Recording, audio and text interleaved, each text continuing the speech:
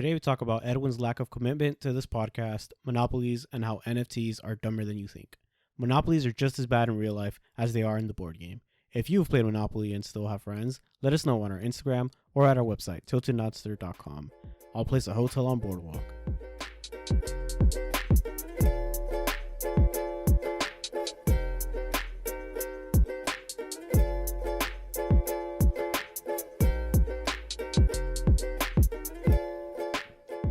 Hello, my name is Franik, I'm Jeff.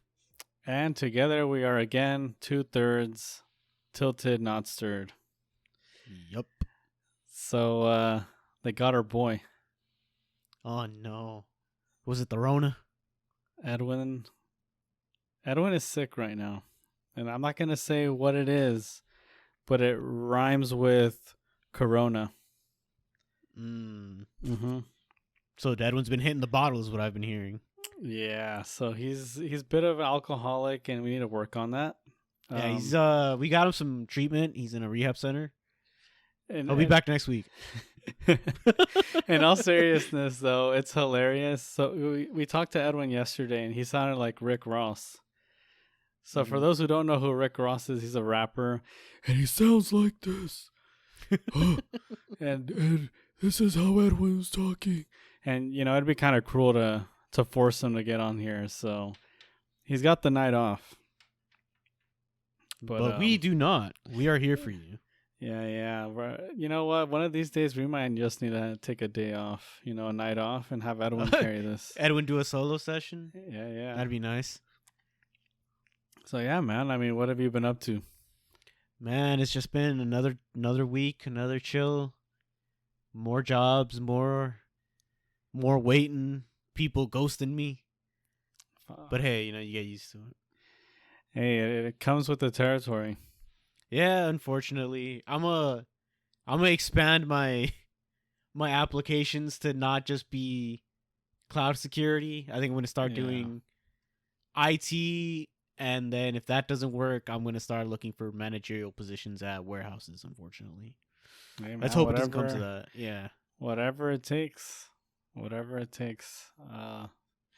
Things at the office that I work as have been going well. Luckily, good to hear. Yeah, I got more responsibilities now, so that's kind of nice. Oh shit! Okay, moving up on the ladder. Yeah, I studied promotions and advertising in college, and now they have me assisting the promotions department in addition to what I'm currently doing. So things are getting interesting. Well, we'll see how it goes. But yeah, other than that, I went out to the mountains. Shout out to my cousin Isaac, who'll probably be listening to this. Yep, the homie. He just got engaged. Oh shit! Yeah. Damn. Yeah. So congratulations. He's doing good. He's definitely happy and excited. We're all excited for him. And yeah, that's basically the news for myself, at least. Oh yeah, we can fill in for Edwin. So I think he may have tried some more LaCroix in various flavors. Yes, probably LaCroix boy, Edwin. Yes, the LaCroix boy. I'm sure he's still rocking his Crocs more so now than ever. True. And hoping he gets better. Yes. Well, I guess we'll get into the big news. Ooh, what happened? I've been living under a rock. News. Well, for those of you who are, I guess you could say, gamers. So Microsoft just purchased Activision Blizzard for $68.7 billion. They couldn't just add those extra 300 million, could they? No. So I don't know how they come up with the valuations, but I feel like, so for those who don't know, Activision Blizzard, they're the company that basically run Call of Duty, World of Warcraft, like some of the biggest games that people spend hours and hours playing. King Entertainment, the makers of Candy Crush. Yep. So Microsoft now owns all of those, among other games that they also have, and it's their biggest. You may also know Blizzard from their recent scandals Yes, in the news. How can we forget the cube crawls and the disgusting shit that went down? But hey, maybe that's one of the reasons why the price went down, because 68.7 billion. It kind of seems like they'll be able to make that back up pretty soon, right? It'll take them a couple COD releases, but I think they'll get there. Yeah, I gotta check their earnings, but what do you think? Is this good or bad for Microsoft to be so close to something that had a lot of like sexual harassment and all these other nasty allegations? Well, from a business standpoint, it's a good move, and from like a publicity standpoint, I would still say it's a good move, right? Because they're gonna come in and clean out. I would think they're gonna come in and clean out the CEO. He's gonna get his paycheck and bounce, and then they'll probably clear out the rest of the people that were there with him. Yep. And yeah, Phil Spencer, he's gonna be the CEO for them now. They'll report directly to him. Yep. And one of the quotes from Spencer, I believe they had an earnings call, and during for the announcement. And so Spencer said, we deeply value individual studio cultures. We also believe that creative success and autonomy go hand in hand with treating every person with dignity and respect. We hold all teams and all leaders to this commitment. We're looking forward to extending our culture of proactive inclusion to the great teams across Activision Blizzard. So I think that means they're gonna, drain the swamp. Drain the swamp. They're gonna drain the swamp, and then after that, just be like, "All right, we don't want to hear from you again." Bro, it's funny because I heard that Bobby Kotick, the current CEO of Activision Blizzard, if he gets terminated because of a merger, he gets close to 300 million. He's gonna get a fat severance package. A severance package of the gods, dude. 300 million. Mm-hmm. So it feels bad for a scumbag like him to be walking out with a bag like this. But hey, I mean, if it gets him out, I guess. But I don't think anyone's happy about him getting the bag aside from himself. But hey, it is what it is, right? Unfortunately. Yeah. So they'll be adding all these Activision Blizzard games probably to the Game Pass. So unfortunately, Edwin isn't here to shill for the Xbox Game Pass. But it's starting to look pretty good. I think the deal doesn't close till like around 2023 or something like that. Ah, damn. So my 3-month free trial, my 3-month $1 trial isn't gonna last until then. Yeah, so we gotta wait for another around 18 months. But yeah, this is big news, barring any kind of antitrust, like what's it called when there's risks of monopolies going down. Yeah, that's when the feds take a look, right? The big antitrust laws. Yeah, so this merger, because for those who don't know, Microsoft already owns a shit ton of things. They recently acquired Bethesda as well. They acquired Bethesda for $7.5 billion, and Bethesda, they have all the Fallout games and all that other good stuff. Elder Scrolls as well. Yeah. So Microsoft, out of nowhere, now owns two of the biggest MMORPGs. Who would have thought? WoW coming to Game Pass confirmed. WoW coming to Game Pass? That'd be funny. That'd be interesting, for sure. But yeah, man, these monopolies are starting to get a little crazy, don't you think? Yeah, that's the thing that scared me the most, is that we might end up with just like, hey, what game are you playing, instead of like, what console are you getting? Right. Which could be good or bad. Well, PC Master Race, man. If you're still on a console, then you're doing it wrong. I'm right here with you. I don't care. This isn't my fight anymore. But it's concerning, to say the least, because I don't know. I just don't like the idea of one company owning everything. Right, because there's a lot of, well, at least back in the day, there was a lot of independent developers and studios, not just in gaming, but in telecommunications and even in social medias, right? Like we had variety, we had a lot of different companies, and a lot of people sold the bag. And they sold the company to these big tech companies, And yeah, it kind of just feels like an arms race. It kind of is, honestly. It's Yep, just like yep. who can own the most at the end, which again is scary because competition. Well, it like creates innovation. Yeah.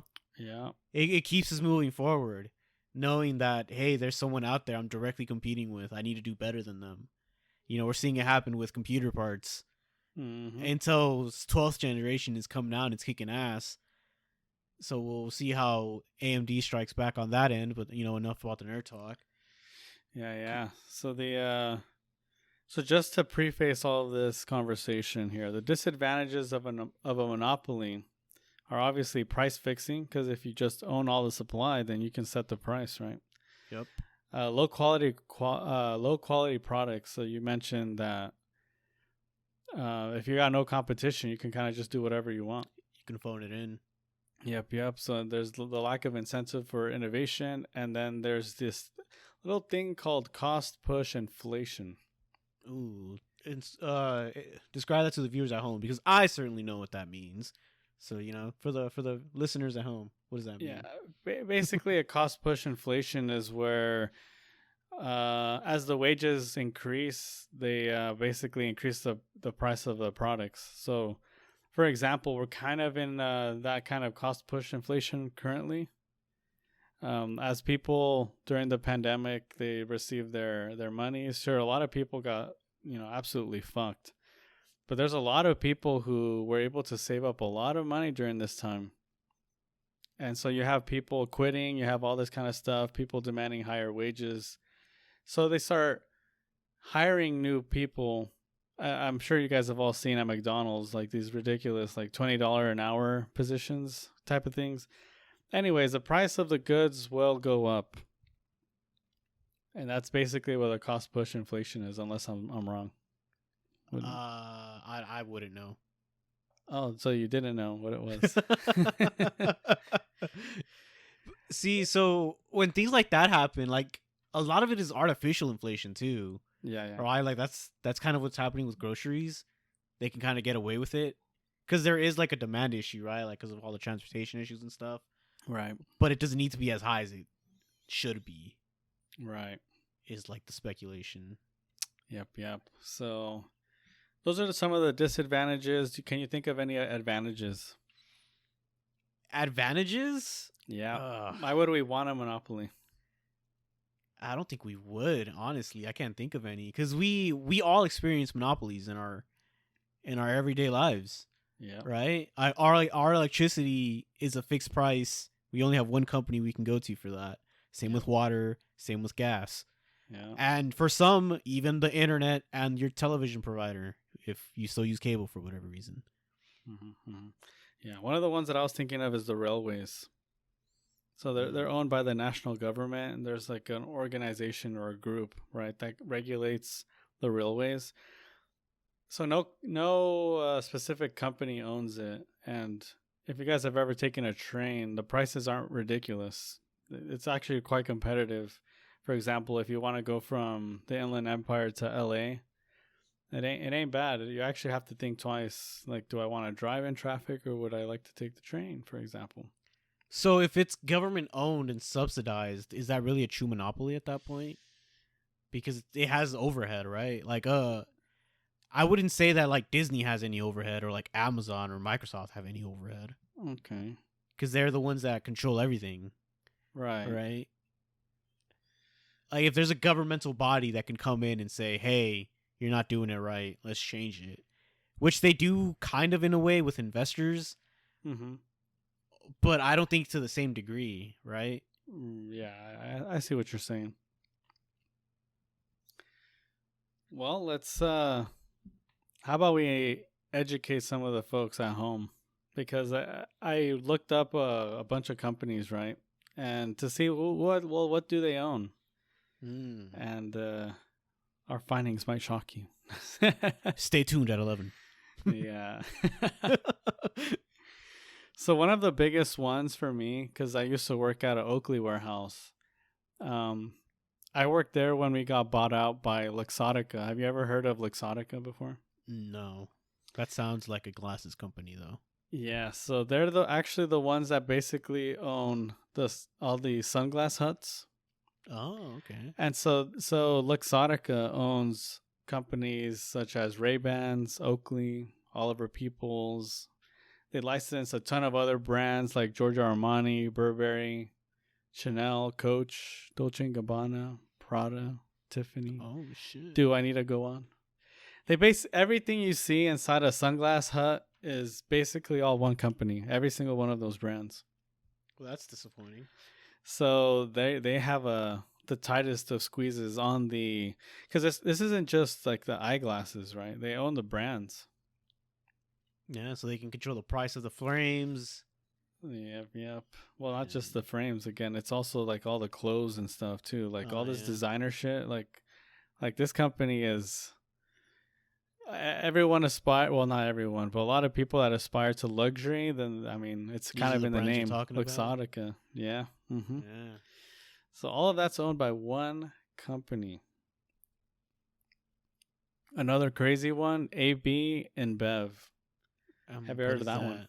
No, but this sounds like a drink company.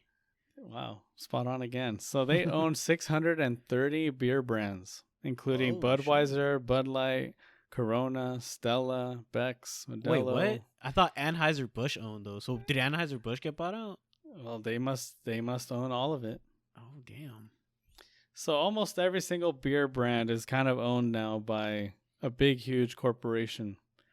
And I mean, I know they've bought out a bunch of smaller craft beers. Remember, what was this? Maybe like, what did you say, 7 years ago, when it was the craft brews was a huge craze. When all the hipsters came out of the woodwork to say they drink coffee beer. Yeah. So all these microbreweries all got bought out.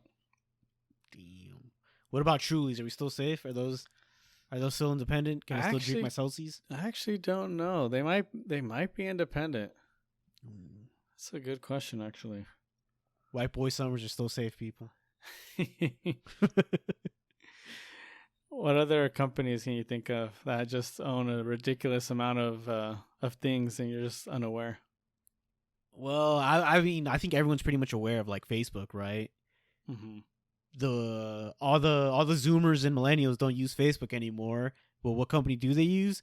Instagram. And who owns it? Well, Facebook does. Meta. Yeah, so you're not really getting away from them. And to all our foreign listeners, if there's one of you out there, WhatsApp is also owned by them, which is that's the biggest texting service outside of the U.S., right? Yeah, I think so. Yeah.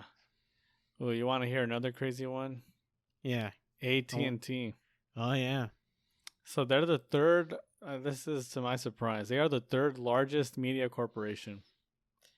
The third? Who's bigger? Like Disney and if I take a guess, I'd say Disney and maybe, I don't know. Yeah, now that I start thinking about it, everything else is owned by something else. Well, AT&T. So listen, they own HBO, right? They own TBS, TNT, Bleacher Report, CNN, Boomerang, the DC Universe, Warner Brothers Media, and Cricket. Like, this is just like a very small number of companies. They own like probably more profitable and bigger companies than that. These are just the quick ones that I saw online. That's pretty scary. Yeah, that's pretty scary. Because who does AT&T compete with now? I mean, in terms of media, I'd say Disney, and in terms of cell phone service, I'd say Verizon. Yeah, well, but it's an arms just race. One name is not competition, you know. Yeah. Yep. I was gonna say something, but I lost my point. Well, let me know when you find it. All right. Yeah. Keep talking. Keep stalling. Yeah, keep stalling. Another big one, and I mean everyone knows Amazon. So they own Twitch, they own Zappos, and they're probably one of the most profitable things. Yeah, they own Whole Foods as well. The Amazon Web Services. This is something that people might not know. Is that what percentage of the internet do you think runs on Amazon Web Services? I don't know the percentage, but I would say an overwhelming majority. Oh, majority. So over 50%. Yeah, I would say close to 80. But I might be exaggerating. Might but be I don't know. a little exaggeration there. Yeah, yeah. How much is it? Because I know it's a big part, even if it's not. Should we that look high. this up in real time? Ooh, in real time. How much of the internet is on AWS? Oh, actually. Oh, are we way off the mark? I think so. It controls 33% of the market. Oh, okay. Well, and Microsoft is 18%, Google's 9%. This is why you look stuff up, people. Yeah, yeah. So it's still the biggest, right? Yeah. Yeah, yeah. I remembered my point. So you said CNN was something AT&T owns, right? Yeah. See, so this is when it starts getting scary, right? When these big companies start owning like news networks. Because then you can they can control the news that's out there. Okay.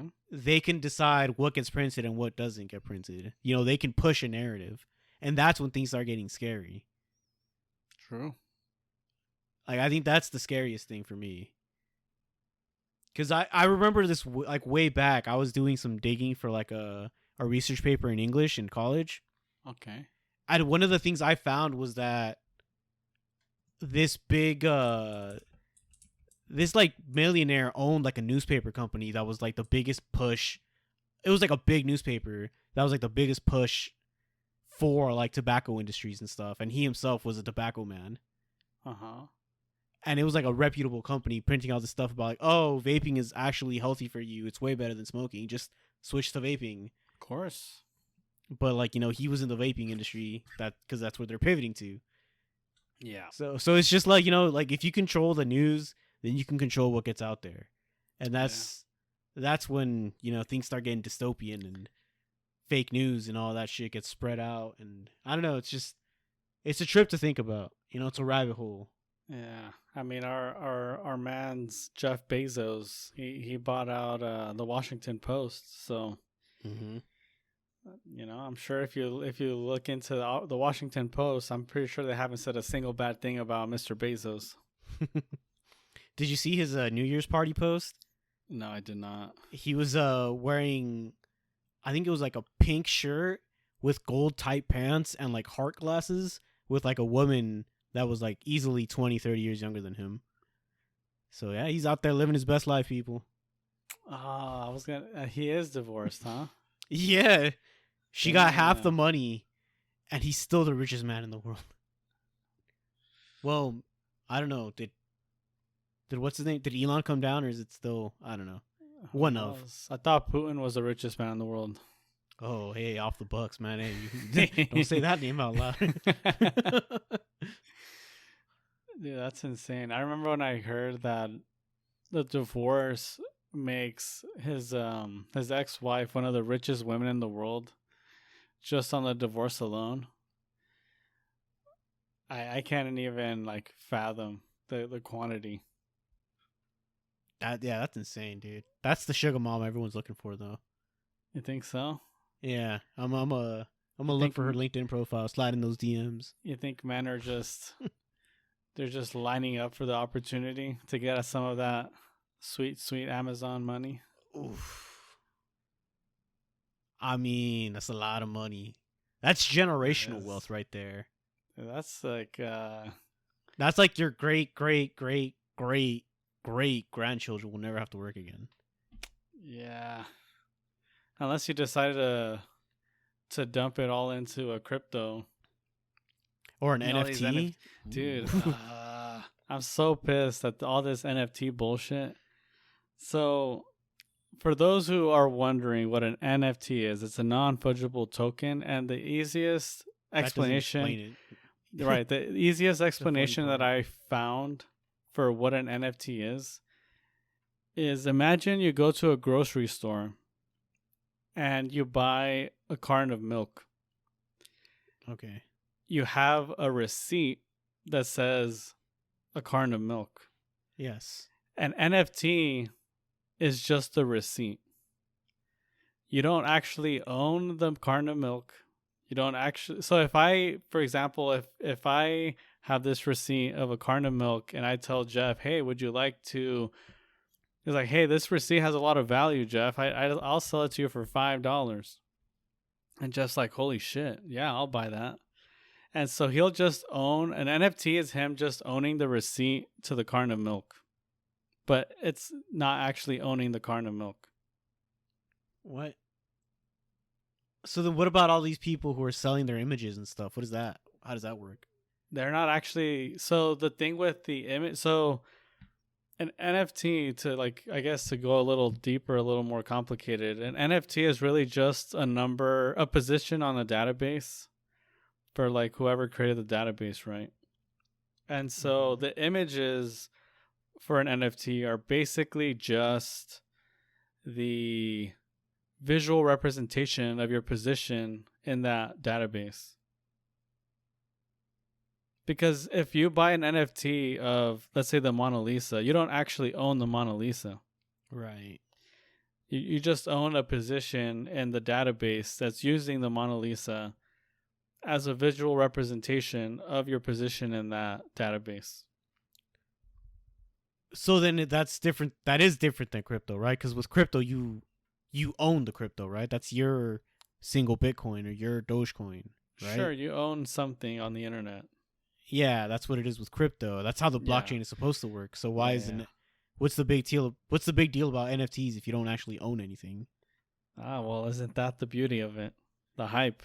Yeah, I guess so. The fear of missing out. So people that buy NFTs and then they obviously are big proponents of NFTs, they're gonna keep pumping that shit up, right? Like, oh, dude, like NFTs are the shit. Like, believe me, this is the goddamn pyramid scheme. This is the new thing, because the only way people make money off of NFTs is they gotta sell it, right? Is they have to sell it to someone who's gonna pay more than what they bought it for, and then that person also wants to sell it, and you know how it just keeps scaling higher and higher, and you never actually own the image that you think you're trading, because you're really just trading a receipt. A receipt.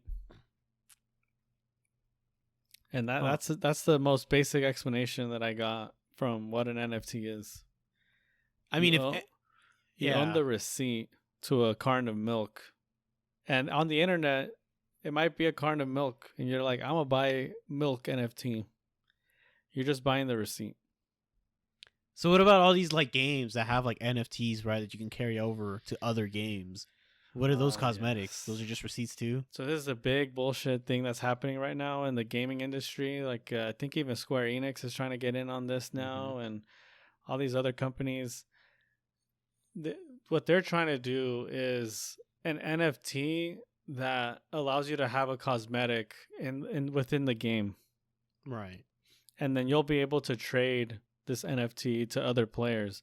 And so in their game, in their database, and like, you know, you'll actually have the skin itself, but you don't actually own the skin or the rights to duplicate the skin or because they can just cancel the game and the game is over and your skin is gone, right? That, and you can't just transport this thing out of the game. Like you don't own the code for you don't even own it in like your virtual wallet like you do with crypto. Yeah, you don't own the code for like this weapon skin or this like let's say like this shirt in the game.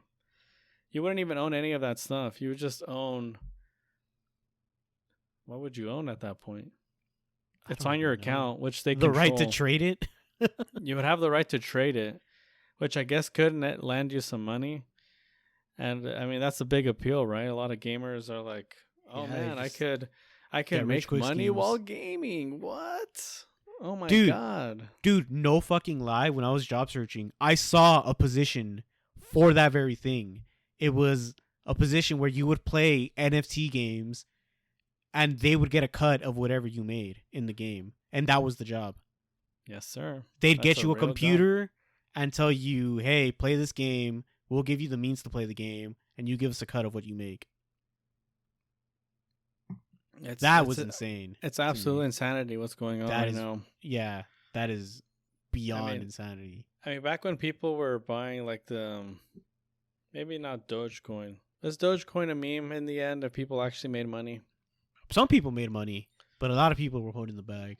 Yeah. So when all of these celebrities and stuff were promoting cryptos and all that good stuff, and basically scamming their fans, you thought that was crazy. It's like, well, now NFTs are something even crazier because, as I explained, you don't actually own anything. Damn, that is wild. I did not know any of that, so thank you for educating me. Yeah. I what are those apes? There was like an ape NFT. Oh right? yeah, he had a series of them. The artist. Yeah, well, it's like, imagine if all you do is you have, let's say, 10 different heads, 10 different facial expressions, 10 different clothing options, and then you just spin like a roulette each part, and you can create like 1,000 NFTs just off of, or how many can you do with this many combinations? Isn't that like 10 factorial? Yeah. Well, it's 10 tops, 10 mids, and 10 bottoms.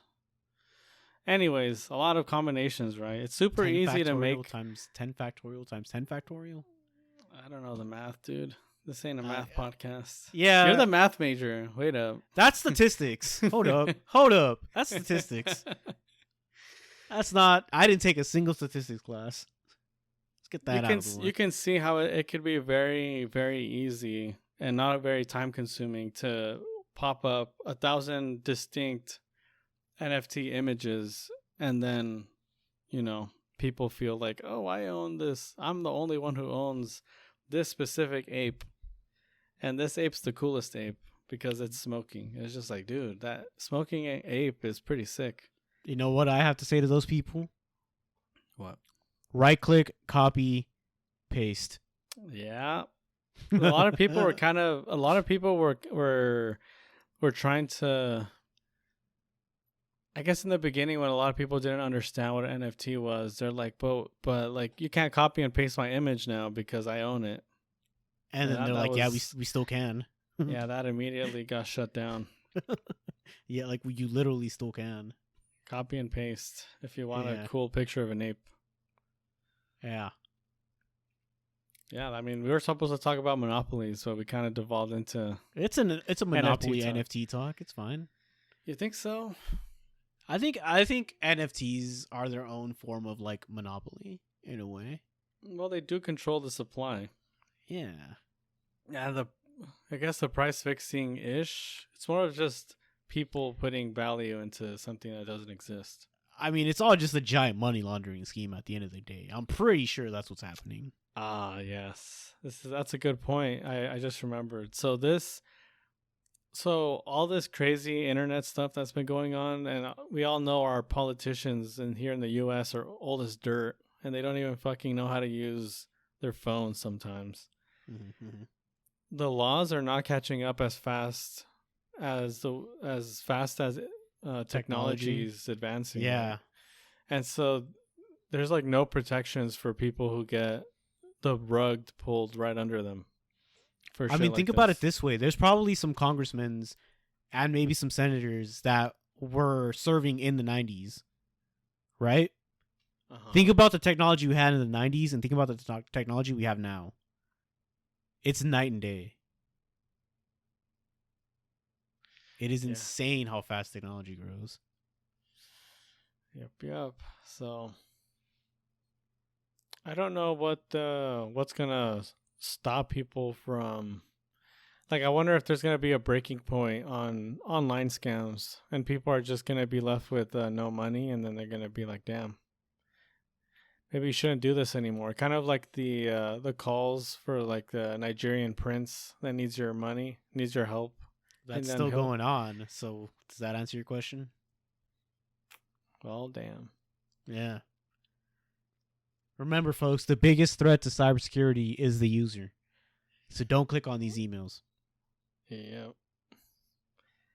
With that being said, I promise that this year we're going to have new and new things on the podcast. So we've decided to create a Tilted Not Stirred NFT. Coming to you today. You can own this episode, guys. We'll call it. Think about it. You can own the NFT to this episode. Imagine. And say this is the second episode that Edwin wasn't on. And it's one of two. Brannick and Jeff had to ramble on for a whole ass, what is it now? 35 minutes 35 or so? minutes, yep. And I own that. But then you want to actually own that. But you own it, okay? You own it, but we can just delete it if we don't want you to have it anymore. But you own it. Totally yours. So please, all this NFT talk, fucking bullshit. Don't just turn your attention to something else. Like what? What's something wholesome on the internet? Wholesome? Cat pictures. I hate cats. Another one. Dog pictures. Dogs are nice. The Doges. Yep. I can dodge. Some nice puppy pictures. Little old doggos. Yeah. And sometimes the big old puppers. All right, dog NFTs. Here we come. Oh, shit. Well, do we got anything else? Any closing thoughts? Closing thoughts, Edwin. Stop getting sick, you son of a bitch. Yeah, Edwin. We can't ramble on without. We need Edwin's stories. That's so think about it this way: if our episode's 35 minutes long right now, Edwin coming in can add an extra 17 minutes to that. You know, easy. Theoretically, a 20-minute tangent on how he went to the store and he found a shirt and then he bumped into so and so, and I was gonna say a new flavor of LaCroix. Well, there it is. Any thoughts? Monopolies are bad. Even the board game. The board game is boring as shit. Monopoly, the board game, should be an indication of monopolies in real life. Once somebody builds up a monopoly, they're gonna fuck everyone up. And then one guy gets mad and sells everything for $1. Yeah. But yeah, I guess that brings us to the end of the episode. All right. You can reach us at our website, tiltednotstirred.com, where you'll find links to our Instagram, and you can also listen to us on iTunes, Spotify, and YouTube. Remember to join us to share your questions and voice your thoughts on what has you tilted, not stirred. Bye.